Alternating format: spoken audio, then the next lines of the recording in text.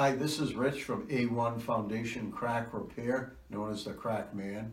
I'm here with Peter Marshall from Marshall Insurance, and a question that does come up is if a tree that is on my property falls on my house, am I covered?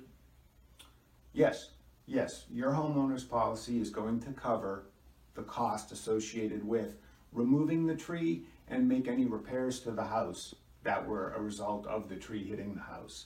And something else to keep in mind, if a tree falls on your property and doesn't hit a covered structure like a shed or the house, you can still have coverage to pay for the removal of the tree.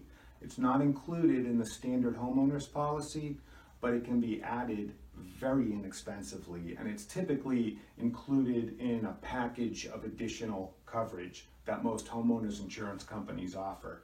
So for a relatively small amount of money, you get a whole package of additional bell and whistle coverages, I like to call them. So if the cost to remove the tree that didn't hit the house is $300, $500, you're not going to have to pay that out of pocket. That's good to know. And I know from experience, anytime you have a tree guy come out, it's going to cost you $1,500 to $2,000.